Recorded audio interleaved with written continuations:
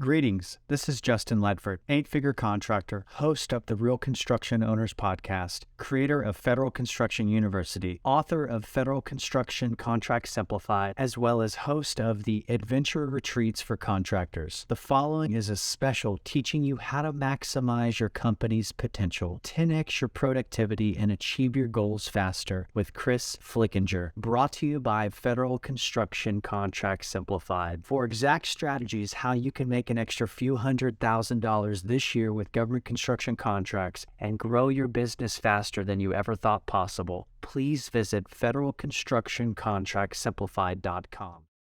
Welcome to the Real Construction Owners Podcast, where we interview real construction owners doing big things to help you go from being a stressed out operator to a thriving owner, crushing it in your industry. Today, we have a special guest, Chris Flickinger. He's a performance consultant, and he helps CEOs and businesses take their business to the next level, helps them find their holes so they can fill them fast and increase their profits. You're not going to want to miss this, so stay tuned. What's up, Chris? How you doing today, bud? Hey, good to see you, Justin. Good to see you. How are things in Costa Rica? Man, I'm too blessed to be stressed out here in the jungles. It's beautiful. Oh, well, at least someone's enjoying the weather. It's like 45 degrees. It's cold, it's wet, it's windy, and it's gray here in Pittsburgh. So, yeah, I understand that you do some of those leadership retreats. So you may be getting a call from my team soon. How about that? Yes. That's why I do it. It's so much fun. It's endless summers. There's epic surf. There's whitewater rafting. There's four-wheelers to the jungles. Waterfall hikes. It's never-ending adventure, and I'd love to have you at one of my retreats. So thanks for the plug, but this isn't about me. This is about you today, and it's about our audience, the CEO who's trying to take it to the next level, the contractor who's trying to break past the barrier. Talk to us. Before you teach us, what's your story? How'd you get into this? What were you doing? I appreciate that. So the story is I was with a global talent development firm for about a decade, rose to the top of that organization, and then realized I'm too much of an entrepreneur, too much of a go-getter to be in a cubicle or to be one of many in a large company. I'm going to go start my own company. So that's what I did. And I got into the science and psychology of performance. And I'm an analytic, but I'm also a highly driven, ambitious person. So I started working with some local companies, and they said, you're making a real impact here. This is not soft skill training. This is not charm school. This is about performance. How do I get further, faster, and be more effective?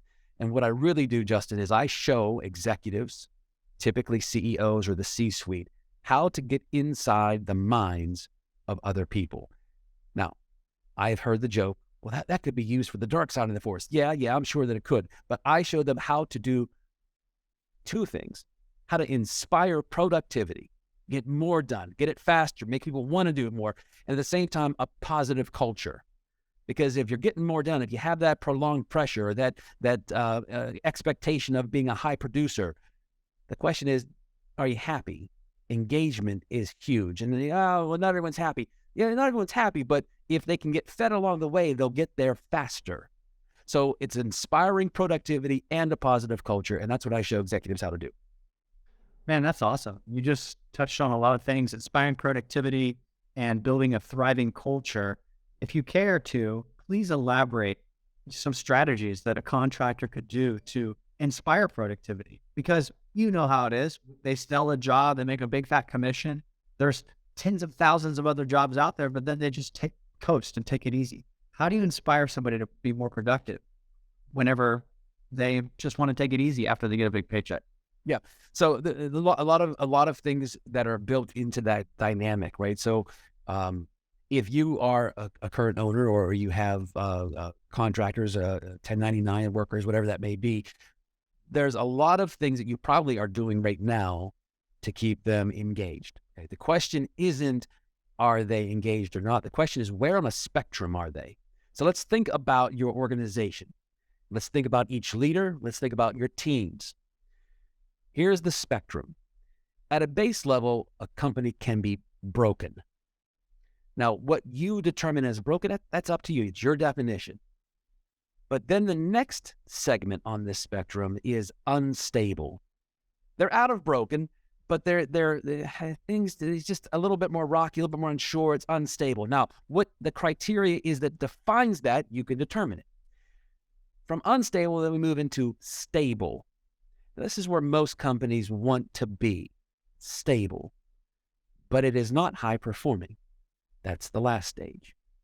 So if you think about a company or even an individual, you think about it in terms of where on this performance spectrum are they? Are they broken, unstable, stable, or high performing? And then on the vertical axis of this graph is the want and willingness to change and improve. Just because, like for instance, my father is a turnaround specialist. He made his career traveling the world fixing broken companies.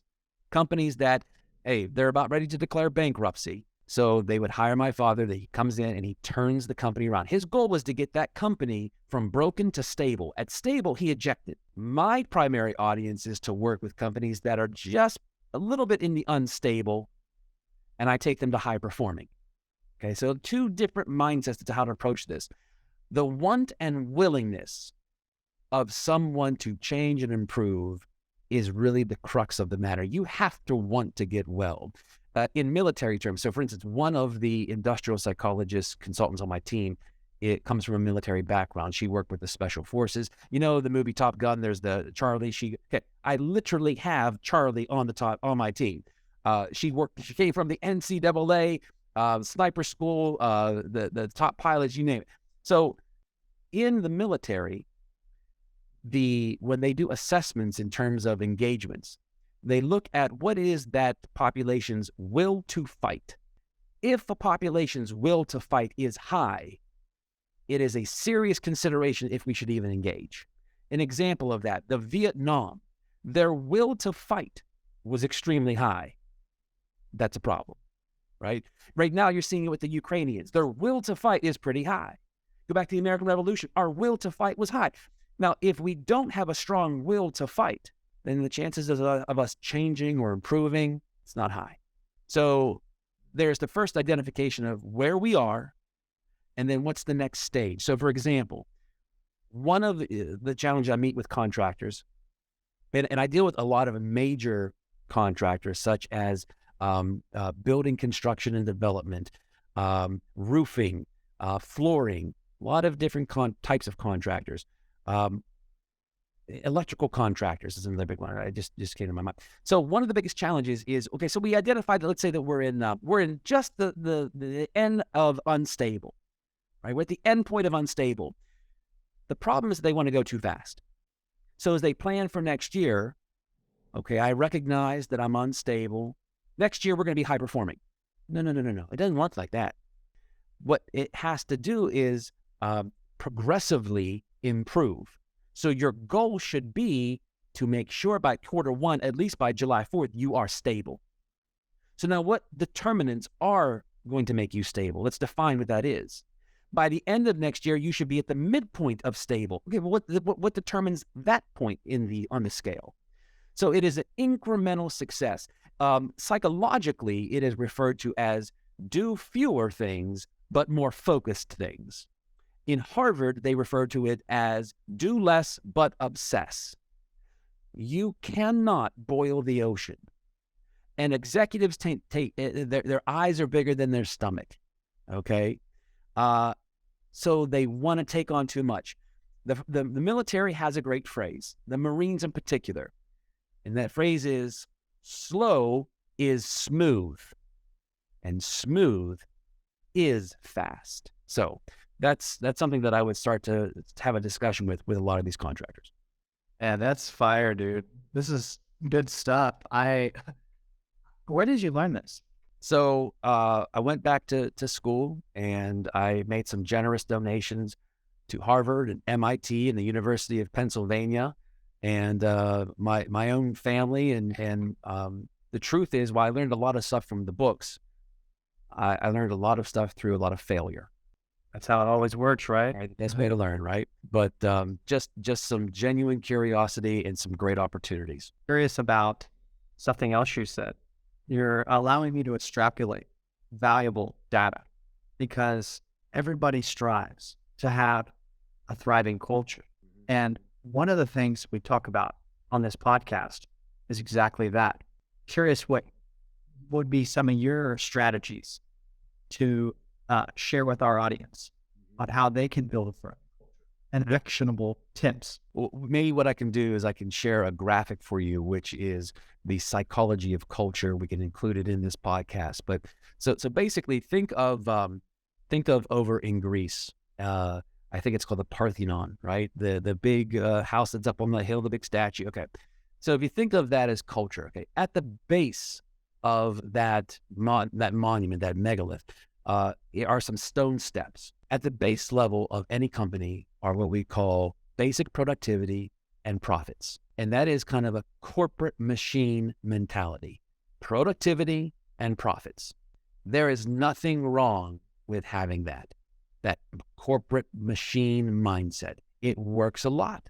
The issue comes down to when that is what your company is engineered to perform as, but you say that you want to have a high performance people culture.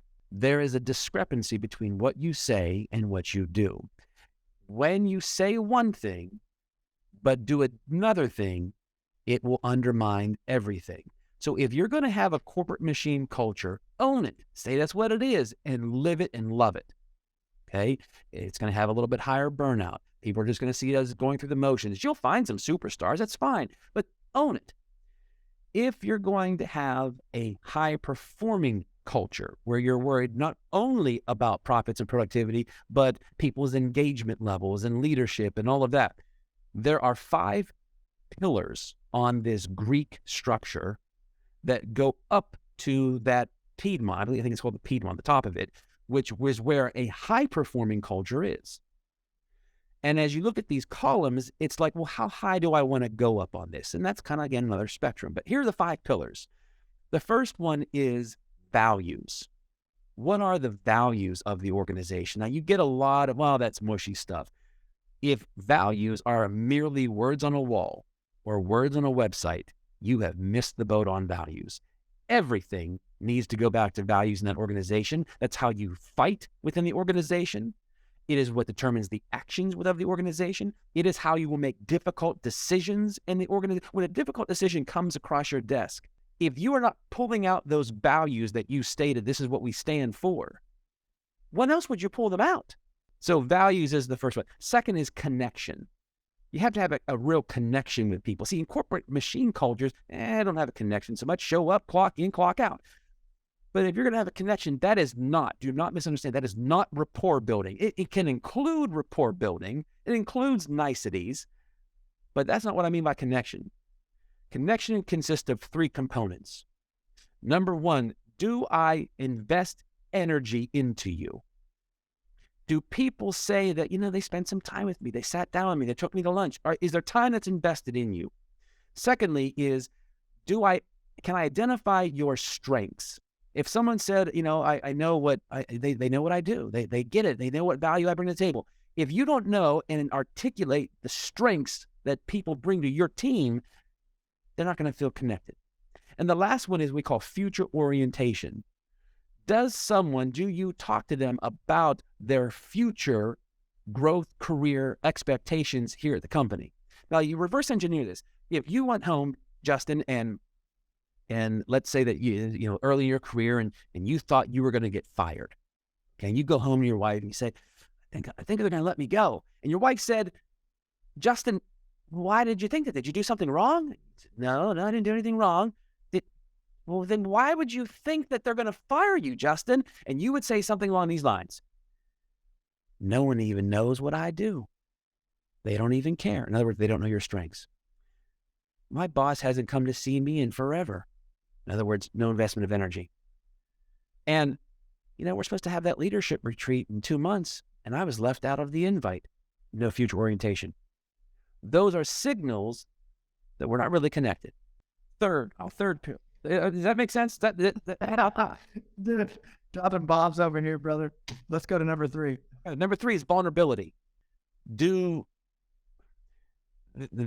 is one of the hardest ones. So there are certain executive level skills. There are 7 fast tracking skills that you have to be an executive. I don't want to get into those 2 right now. I don't want to confuse too many things.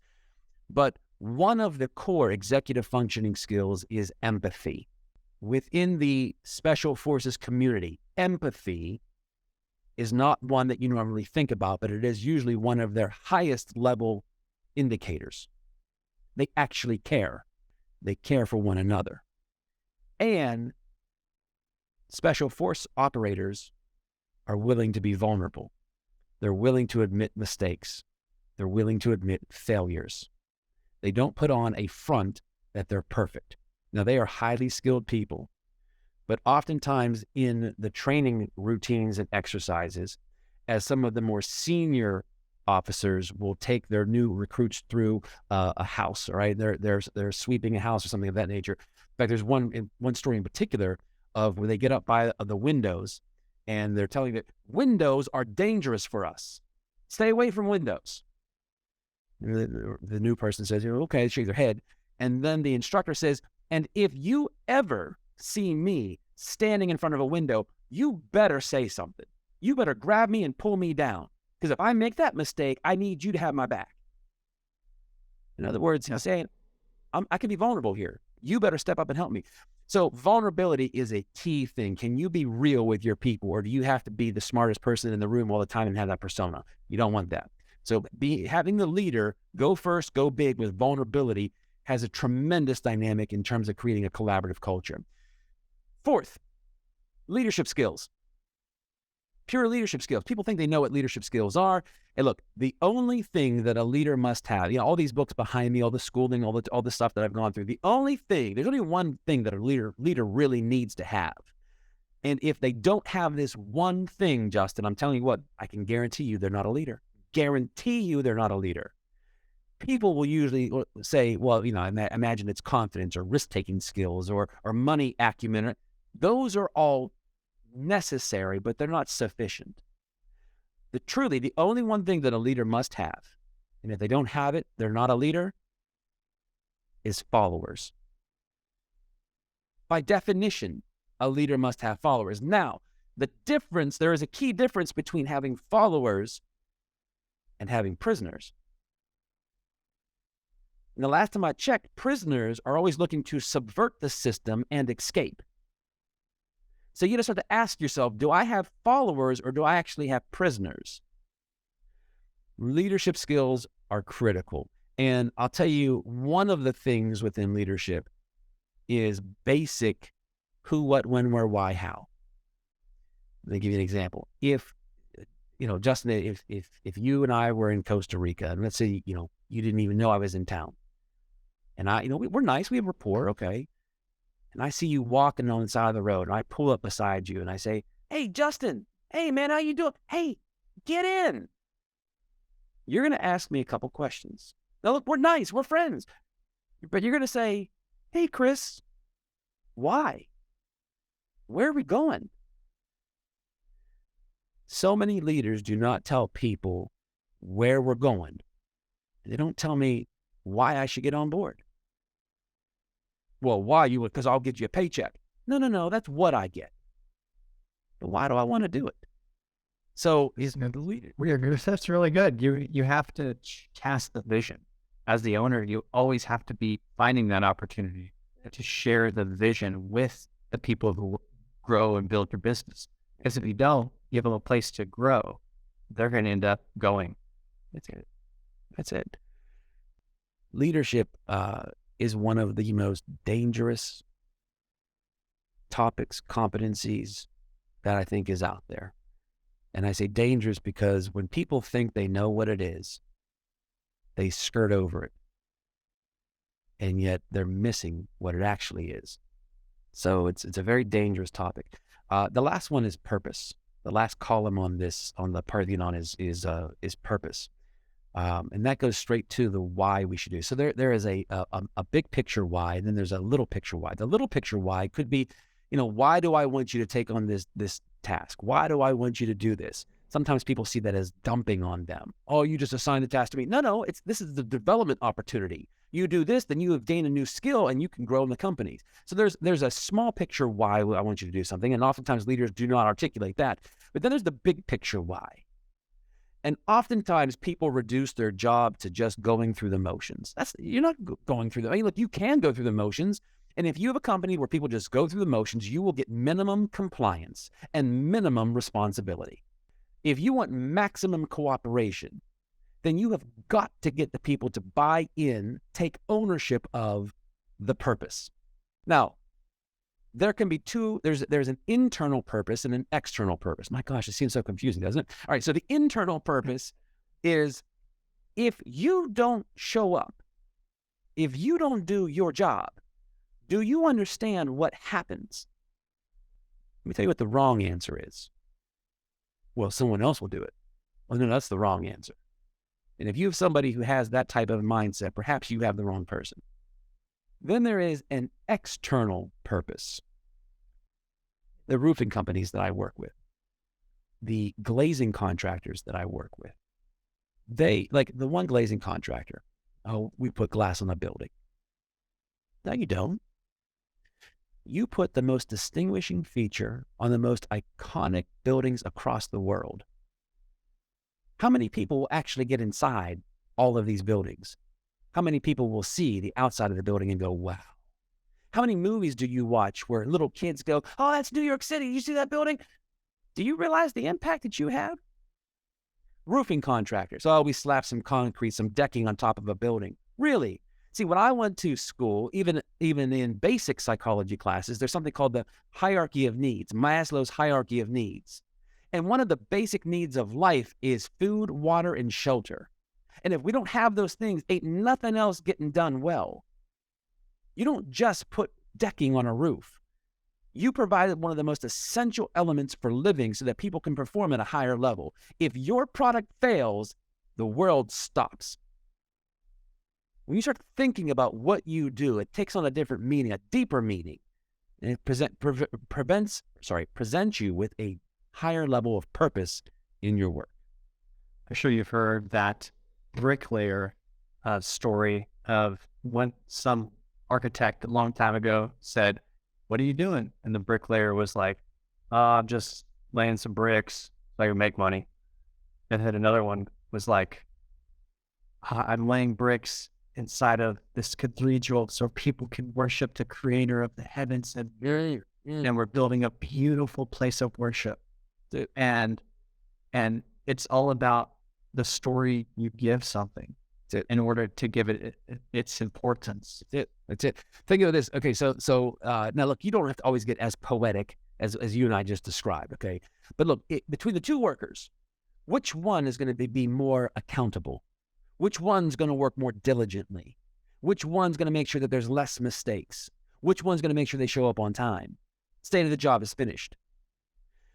There are different hierarchies of an accountability culture.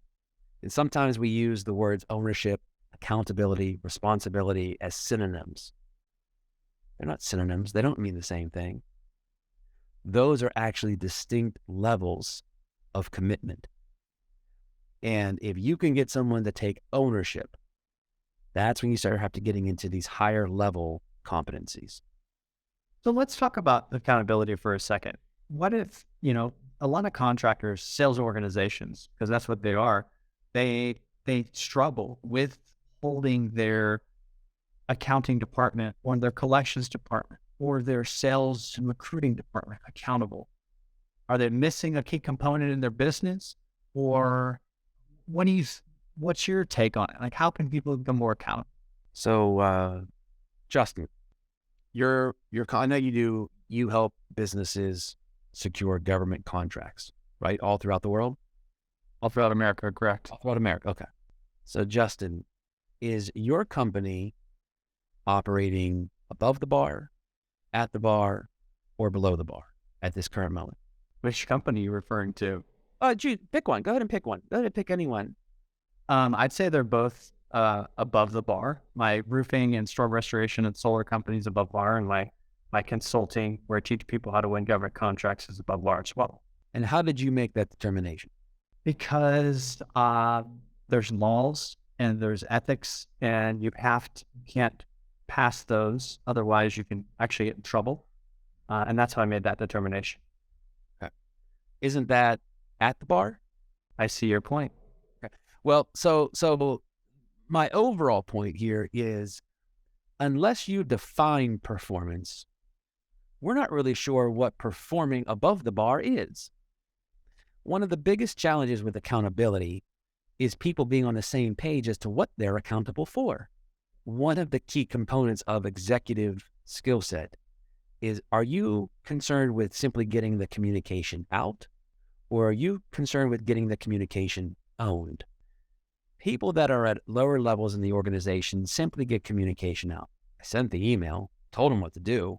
Executives, that skill set, we've got to get people to buy in as much as possible, have clear understanding of what's expected.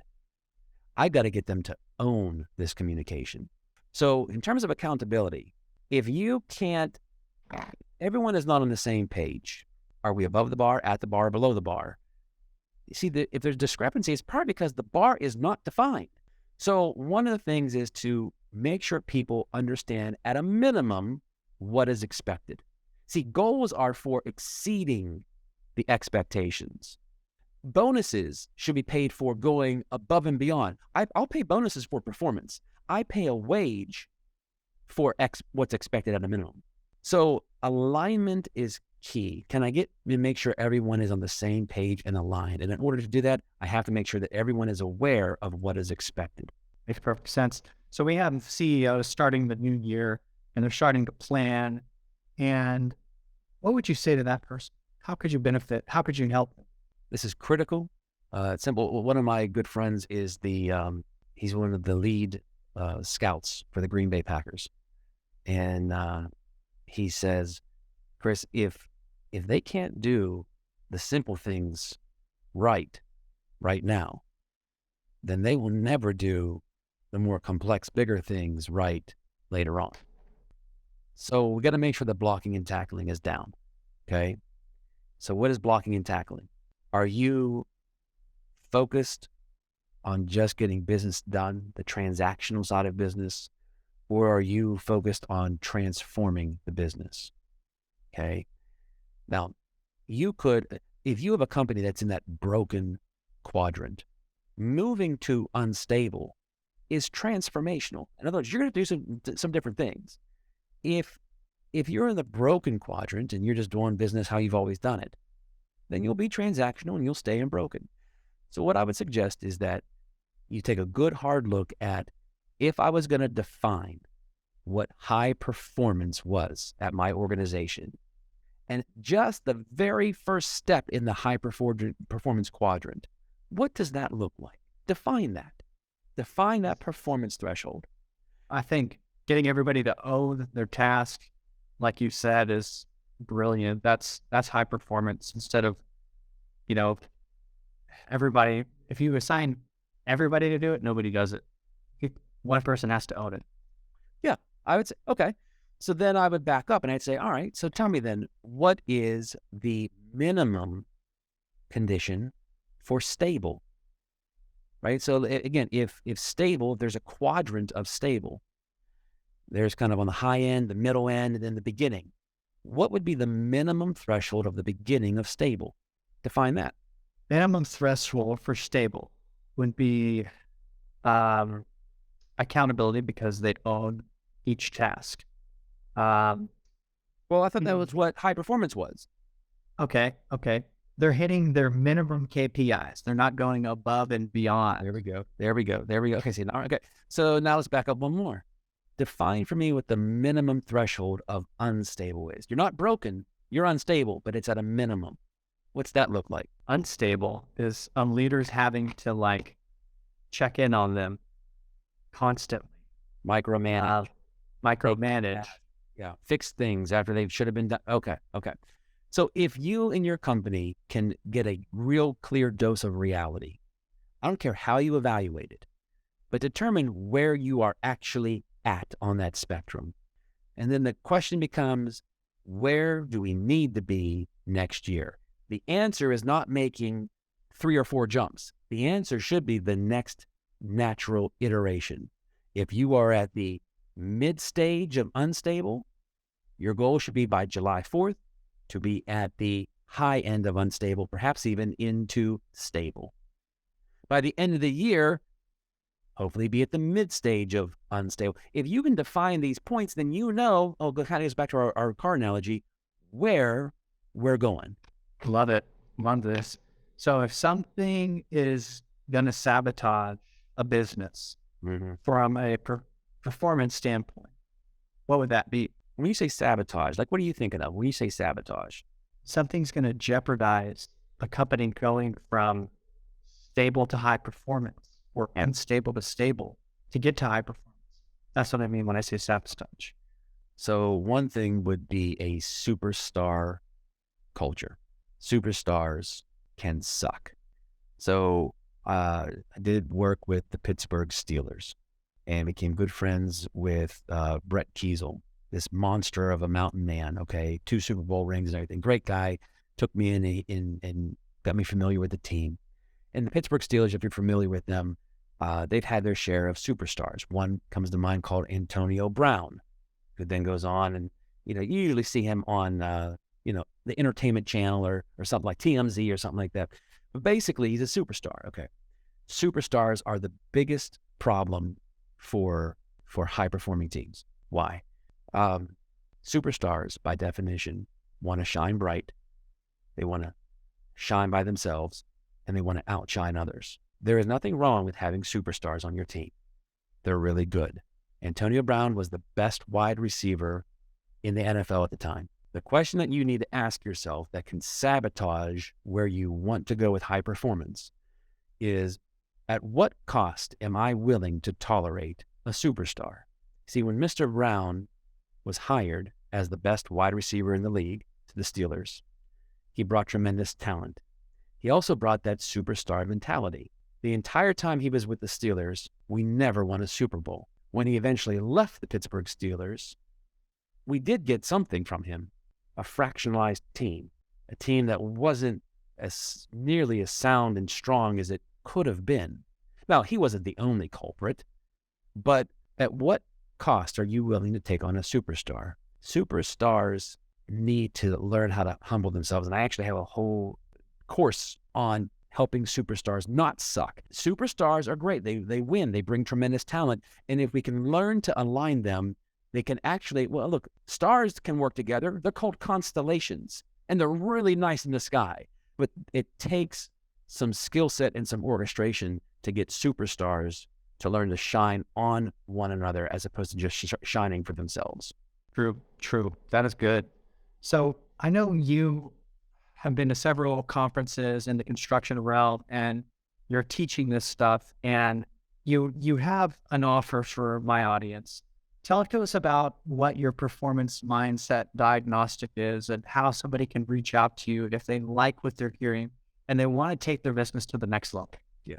So I like, when I tell you the Marines say slow is smooth and smooth is fast, I'd rather take slow steps into this stuff, right? Because this is an investment, of course, with anything. So what we do is we offer a diagnostic, and it is a performance mindset evaluation. Before we invest too heavily in anything or even commit to anything, let's do a little health check, almost like a diagnostic. Let's go in, let's take a look under the hood, get a little temperature check. We do a pretty quick evaluation. In the end, you get an intelligence report and you own it. It is the health check of your company. You can use me, you can go use someone else. You don't have to do anything with it. But anyhow, it's going to give you a great evaluation in terms of performance, where you stand. And if you're not able, or you don't think that you're capable enough to give yourself the current reality viewpoint, then we can give it to you. And then we also provide you what the next prescriptive step would be, whether with us or with someone else. But I'd rather go slow and give a diagnostic before we start, making prescriptions and doing all this other work. Slow is better. This is not something that you want to rush into. So that's if they want to do that, that's something that we offer and do it all across the country. But I tell you what, if they want to, if you're looking for something a little bit more simple, my first book is called Say This, Not That, and it is the science of mastering the 7 most dreaded conversations that leaders have to have with people. And how do you actually start to overcome those dreaded things that you're like, it's going to take so much energy, and it's going to, I'm not looking forward to it, but I'm going to have it to have my company keep moving forward. If you struggle with some of those dreaded conversations, the book Say This, Not That is something that will help you. And it infuses quite a bit of the performance psychology that we've talked about here today, but it's a great start. If they want, now you can get that on Amazon. I'm willing, if they go through me, if they reach out to me, either through the website or just directly in your information below, then we can give a discount for that. And, at least 10% or so. And I can help you out with that. But that would probably be a quick, easy place to start. If you're a reader and if you want to take the time to kind of digest a book. If not, and you'd like us to help, by all means, reach out. Chris Flickinger, as a performance mindset and development consultant, you dropped bombs today. If we only had more time. Thank you so much for being on the Real Construction Owners Podcast. Until next time, brother. Thank you, Justin. Take care. Peace. I hope you enjoyed this special episode presented by Federal Construction Contracts Simplified, the book. If you found this episode helpful and inspiring, please consider subscribing to this channel. Leave me a comment below. Let me know what type of contractor you are and where you're listening in from. And support my vision by getting your copy of my book by going to federalconstructioncontractsimplified.com. I look forward to reconnecting with you soon.